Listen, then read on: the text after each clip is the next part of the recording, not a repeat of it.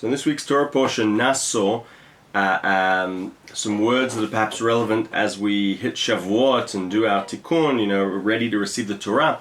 Rabbi Yaakov Abuhatzeirah, there are many different things he focuses on this Torah portion, but we'll look at just one of them, the idea of the Nazir, right? The person that sort of segregates themselves, that doesn't drink wine, cuts their hair, or be with women, sort of put yourself aside in order to elevate yourself to some sort of status.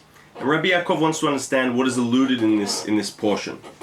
And he says, I think that all of this could be could allude to the way in which a person can attain secrets, right? Sodot, get to Kabbalah. You want Kabbalah, you want to be able to learn the secrets of God, esotericism, to understand the core of why, then you need to be like the Nazir. And he says, what does this mean? And this is fascinating. He says, according to his belief, he says this is proven by Kabbalists. He says, if you read what Kabbalists say, the Ari, everyone else, it's proven that the way that we believe, the number one thing that ensures that you can attain the innermost secrets by segregating yourself, sort of putting yourself aside from society. You need to litboded, you need to be alone, and you need to be pure. Now this is fascinating because he's not talking here about reading a whole lot of books. He's saying it is promised. He says, Siba Gmura.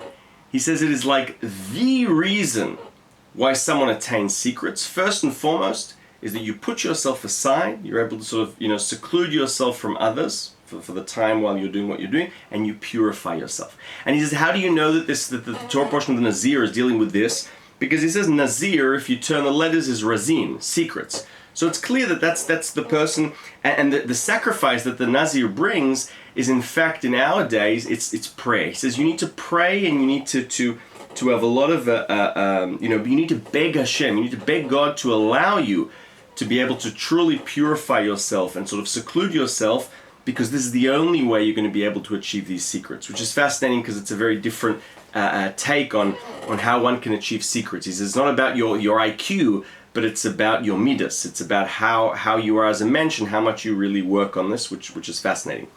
The Maggid has something to connect to this. There's a verse that says, Ish asher yiten lekohen lo yeh. The person that gives to the Kohen, for the Kohen it shall be.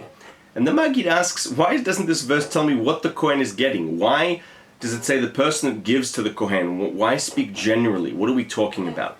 And he says, we know, as he always says, the Torah is eternal, and there's a reason for all of these verses. And what does it want to teach us here? It says we know that when a person prays or studies or eats and doesn't have the proper intention, it's as if they did nothing. It's worthless. It's worthless. He says everything you do, you eat, you study, you pray, you have to do this with wisdom and with knowledge.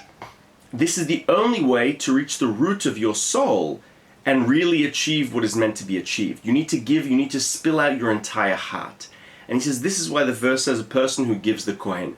It doesn't have to mention because you're giving your whole being. You're giving your entire heart, not to the Kohen in our instance, but giving your entire heart to Hashem in order to do this activity. Be it eating properly with the right intent, with the right intention, or praying, and so on and so forth.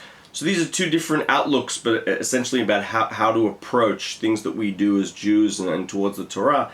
Thoughts on the Torah portion of Naso. Shabbat Shalom and Chag Sameach.